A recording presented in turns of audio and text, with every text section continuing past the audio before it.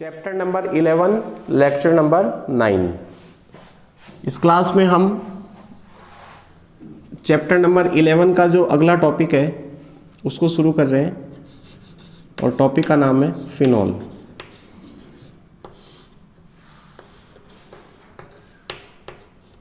सबसे पहली बात आपको ध्यान रखनी है कि फिनॉल होते क्या हैं।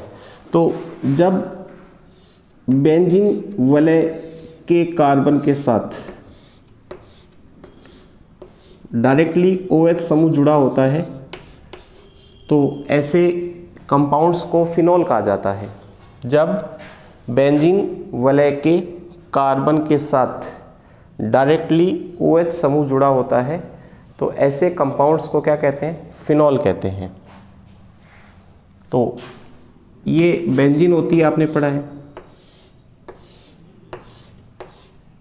ये क्या है? बेंजीन। एक कार्बन ये रहा, एक कार्बन ये रहा, एक कार्बन ये रहा, एक कार्बन ये रहा, एक कार्बन ये रहा, एक कार्बन ये रहा। तो इस कार्बन के साथ डायरेक्टली यदि OH समूह जुड़ा हुआ हो तो उसे हम कहते हैं फिनॉल, और फिनॉल को कार्बोलिक अम्ल भी कहा जाता है। तो सबसे पहला काम आपको फिनॉल का सूत्र याद करना है। फिनॉल में बेंजीन वलय के कार्बन के साथ डायरेक्टली OH समूह जुड़ा होता है और फिनॉल का दूसरा नाम है कार्बोलिक अम्ल। जैसे ये कंपाउंड लिखता हूँ मैं, ये है बेंजीन। बेंजीन के लगा दिया CH2 और फिर लगा दिया OH। तो ये फिनॉल नहीं है। इसमें और इसमें क्या अंतर है? इसमें OH समूह बेंजीन वलय के कार्बन के साथ डायरेक्टली जुड़ा हुआ है, सीधा जुड़ा हुआ है, लेकिन इसमें OH समूह बेंजीन वलय के कार्बन के साथ डायरेक्टली जुड़ा हुआ नहीं है। बीच में क्या आ रहा है? CH2। इस वजह से इसको फिनॉल नहीं कहेंगे, इसको क्या कहेंगे? फिनॉल कहेंगे। तो फिनॉल में OH समूह डायरेक्टली बेंजीन वलय के कार्बन से जुड़ा होता है। तो इसका क्या नाम है? इसको कहते हैं बेंजील एल्कोहल। बेंजील एल्कोहल, क्योंकि ये जो समूह होता है ना, इसको कहते हैं बेंजील समूह। तो ये तो बेंजील हो गया और ये एल्कोहल हो गया, तो ये बेंजील एल्कोहल है। तो हमें इस प्रकार के कंपाउंड्स नहीं पढ़ने हैं, हमें इस प्रकार के कंपाउंड्स पढ़ने हैं जिसमें OH समूह डायरेक्टली बेंजीन वलय के कार्बन के साथ जुड़ा हुआ होता है। अब अपन पढ़ेंगे फिनॉल का नामकरण। तो फिनॉल क्या होता है आपको समझ में आ गया। फिनॉल में बेंजीन वलय के कार्बन के साथ OH समूह डायरेक्टली जुड़ा हुआ होता है।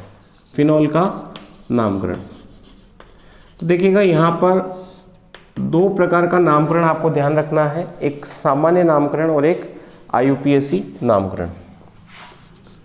सामान्य नाम और एक आपको याद रखना है IUPAC नाम। तो आपको कोई फिनॉल दिया जाएगा और कहा जाएगा कि नाम लिखो उसका कौन सा, या तो आपसे सामान्य नाम पूछेगा या आपसे IUPAC नाम पूछेगा। सामान्य नाम देके आपको IUPAC भी पूछ सकता है। तो सबसे पहला हमने लिया नंबर 1 बेंजीन।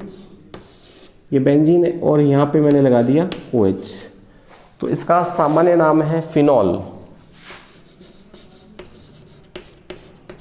और इसका IUPAC नाम भी क्या होता है?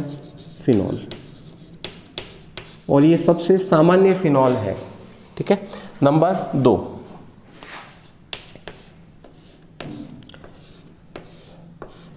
बेंजीन के कार्बन के साथ OH लगा दिया और यहाँ पे लगा दिया CH3। अब देखिएगा, जब फिनॉल के साथ मेथिल समूह जुड़ा हुआ हो किसी कार्बन पर तो उसे क्रिसॉल कहते हैं। सामान्य नाम पद्धति में उसे क्या कहते हैं? क्रिसॉल। अब क्रिसॉल में मेथिल समूह कौन सी स्थिति पर है, उस आधार पर इसका नाम लिखा जाता है। तो आपको पता है कि बेंजीन वलय के साथ कोई ग्रुप लगा हुआ हो तो उस ग्रुप वाले कार्बन के पास वाली दोनों स्थितियाँ ऑर्थो होती है, अगली दोनों स्थितियाँ मेटा होती है, और जिस कार्बन पे कोई ग्रुप लगा हुआ है उसके ठीक सामने वाली स्थिति पैरा होती है। तो यहाँ पर मेथिल समूह इस OH के करस्पॉन्डिंग, इस OH के संगत ऑर्थो स्थिति पर है, इसलिए इसका नाम है ऑर्थोक्रिसॉल। अब इसी मेथिल को मैं यहाँ से हटा के यदि यहाँ लगा दूँ तो उसे कहेंगे मेटाक्रिसॉल। सर क्रिसॉल क्या है? क्रिसॉल एक प्रकार के फिनोल ही है। क्रिसॉल एक प्रकार के क्या है? फिनोल ही है, क्योंकि आप देख रहे हो इसमें भी OH समूह डायरेक्टली बेंजीन वलय के कार्बन के साथ जुड़ा हुआ है। तो यहाँ पे मैंने लगा दिया CH3, तो इसको बोलेंगे मेटाक्रिसॉल।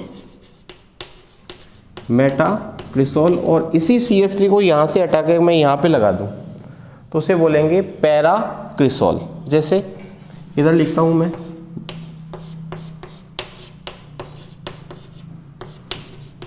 ये देखो ये ऑर्थो स्थिति होती है, ये दोनों मेटा होती है और ये क्या होती है? पैरा।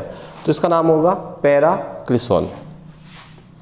अब जैसे CH3 को मैं यहाँ लगा दूँ तो अब ये और ये एक ही बात है, ये भी मेटाक्रिसॉल है और ये भी क्या है? मेटाक्रिसॉल। चलिएगा, अब ऑर्थोक्रिसॉल का IUPAC नाम क्या होगा? IUPAC नाम लिखने के लिए आप सबसे पहले नंबरिंग करोगे, अंकन करोगे, और अंकन करते वक्त आपको 1 नंबर उस कार्बन को देना है जिस पर OH समूह जुड़ा हुआ हो। तो इसको 1 दोगे और इसको 2, तो 2 नंबर पे क्या लगा हुआ है? मेथिल। तो 2 मेथिल फिनॉल। क्या नाम होगा? 2 methyl phenol. 2 methyl phenol. 1 number, 2 number, 3 number, तो 3 मेथिल फिनॉल। 3 methyl phenol. क्योंकि ये फिनॉल से ही बना है इसलिए हम इसका नाम लिखेंगे 1 2 3, 3 मेथिल फिनॉल। और इसी CH3 को यहाँ से हटा के यदि यहाँ लगा दूँ तो नाम हो जाएगा 4 मेथिल फिनॉल, और सामान्य नाम हो जाएगा पैराक्रिसॉल। देखिएगा, नंबर 4 लेते हैं, ऊपर लिख रहा हूँ मैं।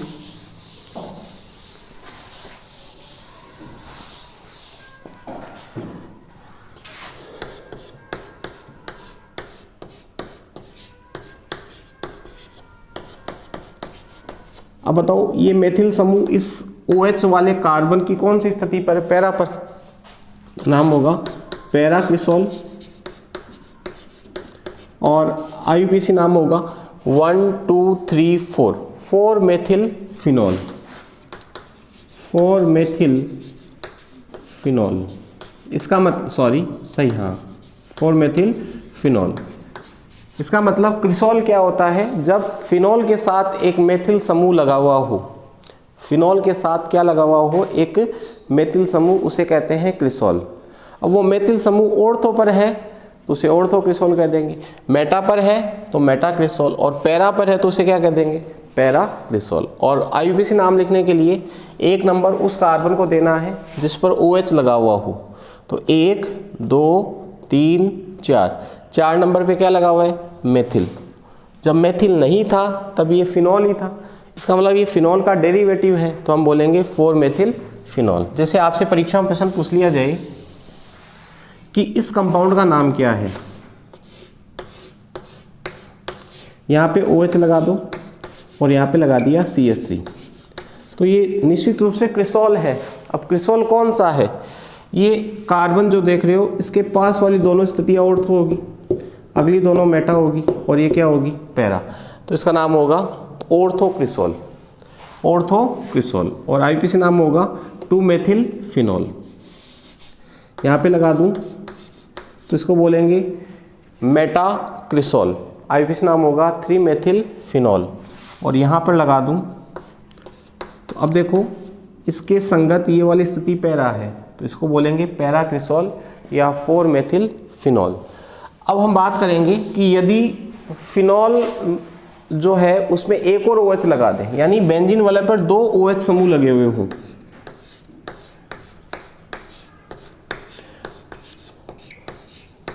तो 2 OH समूह कुछ इस प्रकार से लगे हुए हो सकते हैं। नंबर 5, नंबर 6, 2 OH समूह कुछ इस प्रकार से लगे हुए हो सकते हैं। और 2 OH समूह कुछ इस प्रकार से लगे हुए भी हो सकते हैं, यानी दोनों OH परस्पर ऑर्थो पे हो, दोनों OH परस्पर मेटा पर हो और दोनों OH परस्पर पैरा पर हो। तो इनके सामान्य नाम आपको याद रखने हैं। इसको कहते हैं कैटेकॉल, इसे कहते हैं रिसोर्सिनॉल,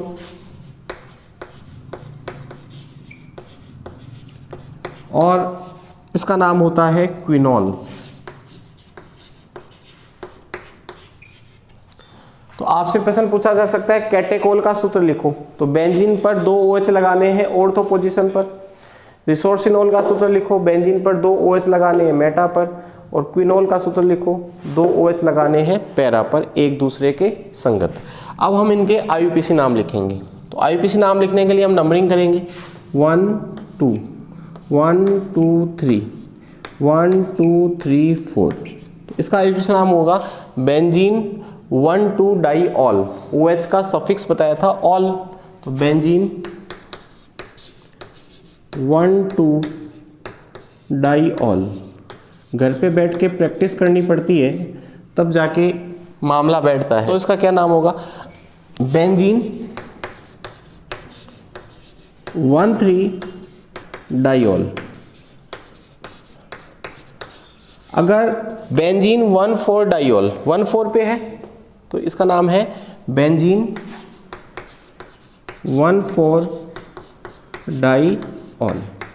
तो ये हमने बात कर ली नामकरण की। तो कौन कौन से नाम आपको याद रखने हैं। सबसे पहले फिनॉल, एक बार वापस से बता देता हूं। सबसे पहले फिनॉल का सूत्र याद होना चाहिए, और फिनॉल का सूत्र याद करने से पहले हमें ये याद होना चाहिए कि फिनॉल होते क्या हैं। तो बेंजीन वलय के कार्बन के साथ, अब जिसको बेंजीन का ही सूत्र नहीं आता वो समझ में कहाँ से आएगा, जिसको बेंजीन का ही सूत्र नहीं आता उसको समझ में आएगा कहाँ से। अब उसको ये नहीं पता कि ये बीच में गोला क्यों खींच रहे हैं, जबकि मैं पार्ट नंबर 10 में बता चुका हूँ, क्लास 11 आप अच्छे से पढ़ के आते हो, ये बेंजीन की संरचना है। अब इसके किसी भी कार्बन पे आप OH लगा दो, आपकी मर्जी है उस पर लगा दो। सर मेरी मर्जी तो यहाँ लगाने की है, तो ये फिनॉल हो जाएगा, जिसे हम कहेंगे कार्बोलिक अम्ल भी कहते हैं। सबसे सामान्य फिनॉल है। अब आपको क्रिसॉल बनाना है, तो किसी भी कार्बन पे CH3 लगा दो, आपकी इच्छा है उस पर। जैसे आपने कहा कि सर मैं तो यहाँ लगाऊंगा, तो अब ये दोनों स्थितियाँ एक दूसरे के प्रति ऑर्थो है, तो इसे बोलेंगे ऑर्थो क्रिसॉल। सर मैं तो यहाँ लगाऊंगा, तो 1 2 3 1 3 पोजीशन हो गई, मेटा बोलते हैं इसको, तो मेटा क्रिसॉल। सर मैं तो यहाँ लगाऊंगा, तो इसे बोलेंगे पैरा क्रिसॉल। सर पैरा क्यों कहा, क्योंकि इसके संदर्भ में ये वाली स्थिति क्या है, पैरा है। सर मैं यहाँ ना लगा के मैं तो यहाँ लगाऊंगा, तो ये वापस मेटा बन जाएगा। सर मैं यहाँ ना लगा के मैं तो यहाँ लगाऊंगा, तो ये वापस ऑर्थो बन जाएगा। पैरा स्थिति केवल एक होती है, मेटा 2 होती है, और ऑर्थो भी कितनी होती है, 2। अब अगर आप ऐसे लगा देते हो, इसे कहते हैं कैटेकॉल। क्या नाम है, कैटेकॉल। 1 2 पोजीशन ऑर्थो हो गई। इसे कहेंगे रिसोर्सिनॉल, इसे कहेंगे क्विनॉल, ये वापस से रिसोर्सिनॉल, ये वापस से कैटेकॉल। तो कैटेकॉल, रिसोर्सिनॉल और क्विनॉल, ठीक है। तो ये हमने बात कर ली नामकरण की। किसका नामकरण, फिनॉल का। सबसे सामान्य फिनॉल जो होता है उसे कार्बोलिक अम्ल के नाम से भी जाना जाता है। इसके बाद में हमारा जो अगला टॉपिक है वो है फिनॉल बनाने की विधियां। फिनॉल बनाने की विधियां।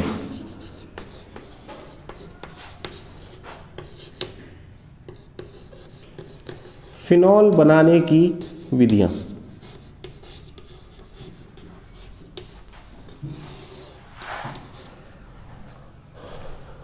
फिनॉल बनाने की पहली विधि है बेंजीन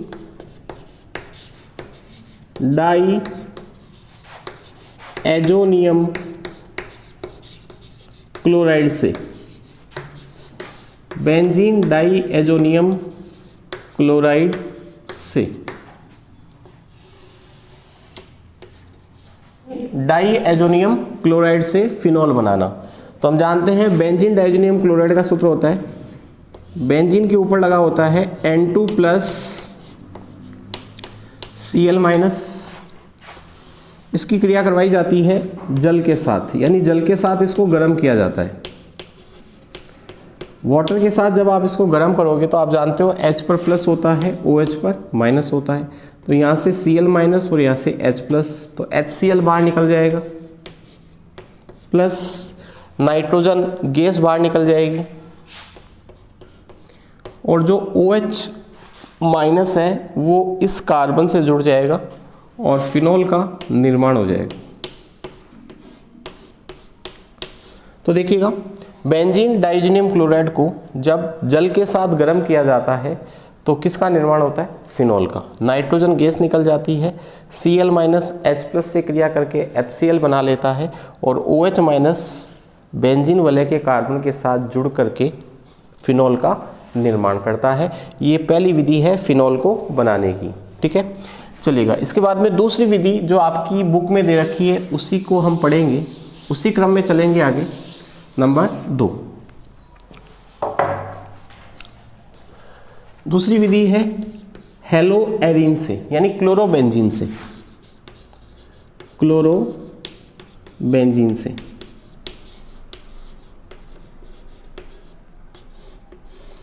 क्लोरोबेंजीन से फिनोल का निर्माण करने के लिए सबसे पहले क्लोरोबेंजीन की अभिक्रिया सोडियम हाइड्रोक्साइड के साथ करवाई जाती है।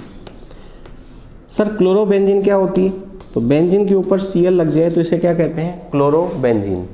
इसकी क्रिया सबसे पहले करवाई जाती है NaOH के साथ 623 केल्विन पर और 300 ATM दाब पर।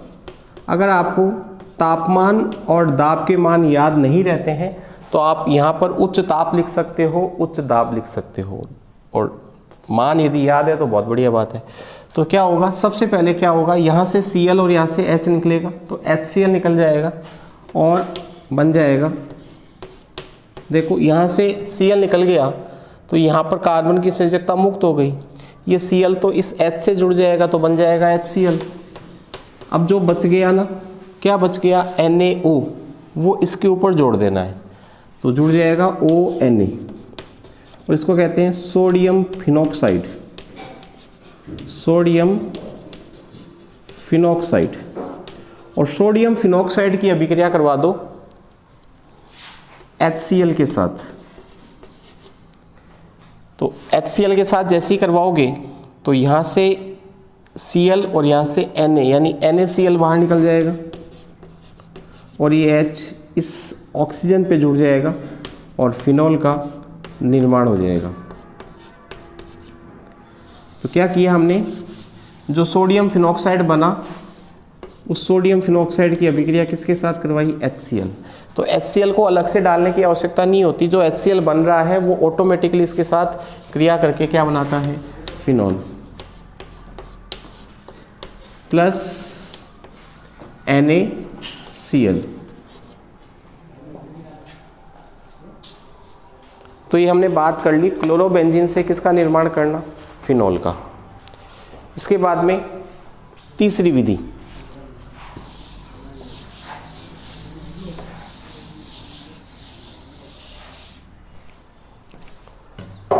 तीसरी विधि है बेंजीन सल्फोनिक अम्ल से।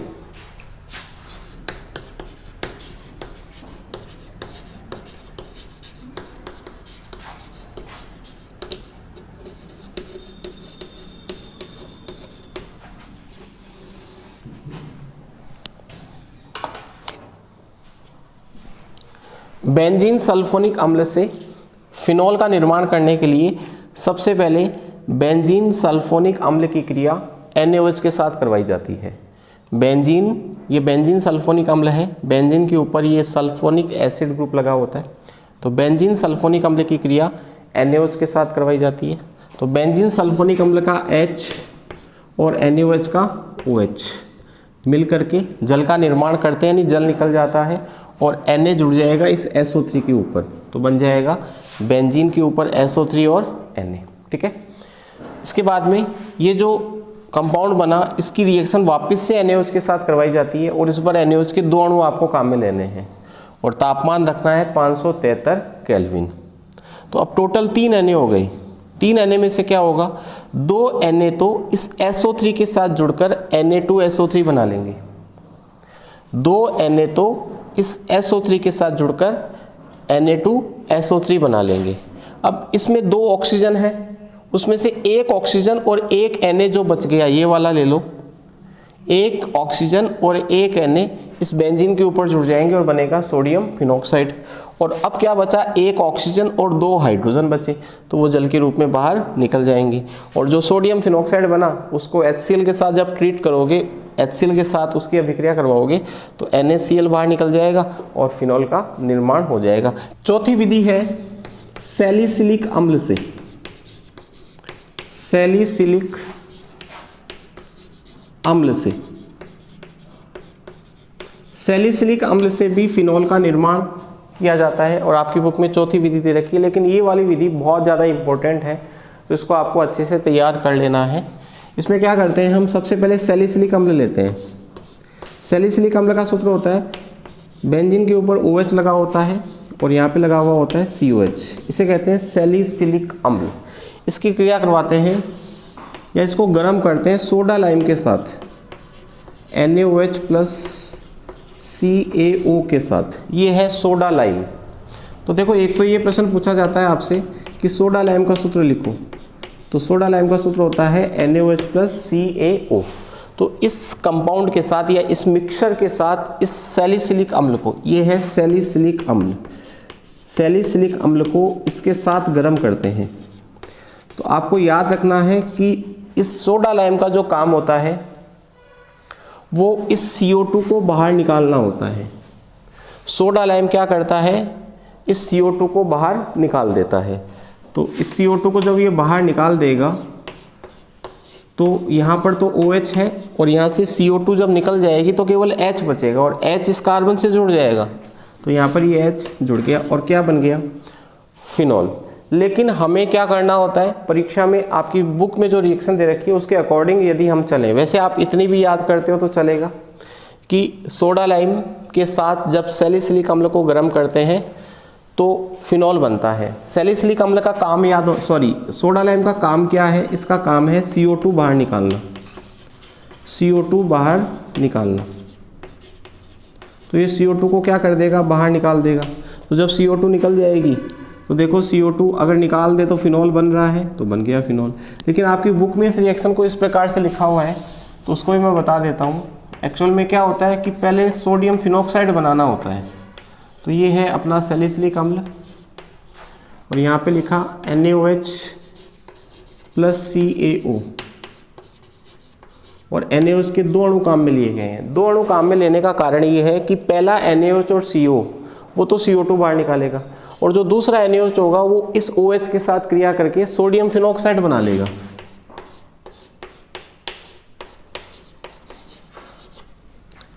भाई यहाँ पर अगर एक NaOH और ले लूँ तो वो NaOH इस फिनॉल के साथ क्रिया करके क्या बना लेगा, सोडियम फिनॉक्साइड, और फिर इसकी अभिक्रिया करवाओ HCl के साथ, तो यहाँ से Na और यहाँ से Cl निकल जाएगा और फिनॉल बन जाएगा।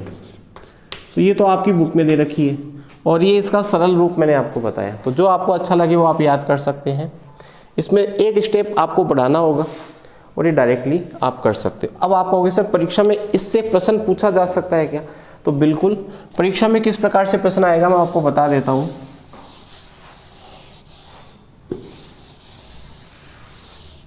क्या होता है जब सैलिसिलिक अम्ल को सोडा लाइम के साथ गर्म किया जाता है, तो पहली बात तो आपको सैलिसिलिक अम्ल का सूत्र आएगा तो आप क्वेश्चन पे हाथ डालोगे, वरना तो छोड़ दोगे।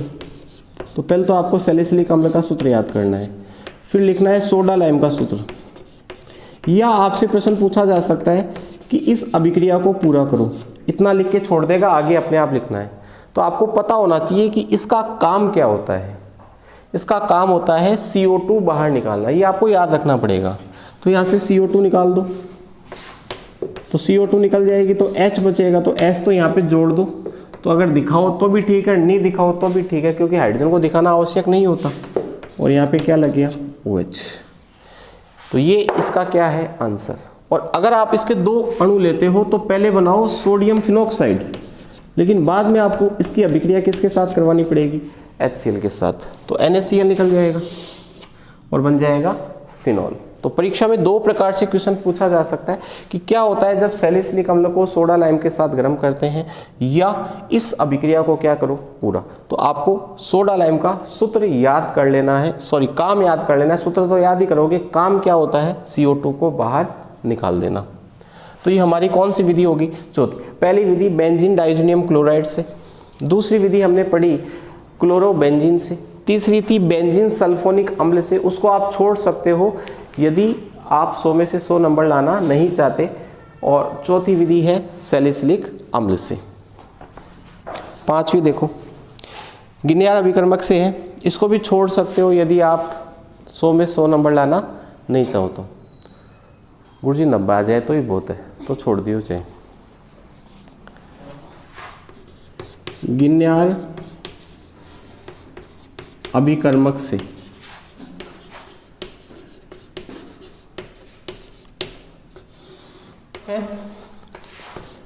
बेंजीन के ऊपर लगा दिया MgBr, फिर यहाँ पे लगा दिया O2। सबसे पहले ऑक्सीजन गैस के साथ क्रिया करवाएंगे, तो ये O2 इन दोनों के बीच में फिट हो जाएगी,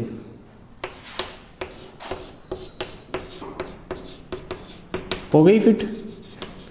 अब क्या करना है, दो पर क्रिया करवा रखी है इसने MgBr के साथ। अब क्या होगा, एक ऑक्सीजन निकल के इसके पास आ जाएगी, तो दोनों बराबर बराबर से हो जाएंगे। इसके पास दो, इसके पास एक भी नहीं है, तो एक ऑक्सीजन यहाँ से इसके पास आ गई, तो बन गया OMgBr, और इसके कितने अणु बन जाएंगे, 2। बटन करवा दो, जल के साथ क्रिया करवानी है। तो देखो ये बॉन्ड टूटेगा तो H इस पे लग जाएगा और दूसरा H भी इस पे लग जाएगा, 2 अणु बन जाएंगे ना। तो पांचवी विधि है गिनियार अभिकर्मक से फिनॉल बनाना। तो हम सबसे पहले गिनियार अभिकर्मक ले लेंगे। गिनियार अभिकर्मक का सूत्र मैंने बताया था RMgX, लेकिन यहाँ पे R की जगह में बेंजीन लेना पड़ेगा। तो ये हो गया फेनिल, बोलते हैं इसको फेनिल मैग्नीशियम ब्रोमाइड।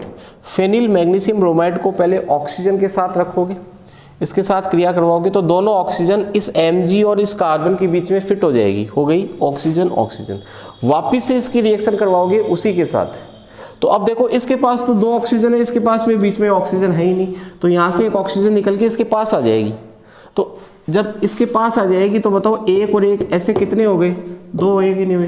तो हम यहाँ पे लिख देंगे इसके 2 अणु बना देंगे, और फिर इसकी जल के साथ रिएक्शन करवाओगे तो ये बॉन्ड ब्रेक होगा। तो ये बॉन्ड ब्रेक होगा तो 2 अणु फिनॉल के बन जाएंगे, प्लस MgBr, ऐसे कितने निकलेंगे, 2, और 2 ही OH होंगे, तो यहाँ पर ये बन जाएगा MgBrOH। तो ये हमने बात कर ली गिनियार अभिकर्मक से किस प्रकार से अल्कोहल बनाना है। तो परीक्षा की दृष्टि से कौन कौन सी रिएक्शन इंपॉर्टेंट है, पहली, दूसरी, तीसरी इंपॉर्टेंट नहीं है, चौथी इंपॉर्टेंट है, और पांचवी भी इंपॉर्टेंट नहीं है। तो पहली, दूसरी और चौथी आपको अच्छे से याद कर लेनी है। तो ये हमने बात कर ली फिनॉल को बनाने की विधियों की। इसके बाद में औद्योगिक विधियां हैं जिनको हम अगली क्लास में डिस्कस करेंगे। धन्यवाद।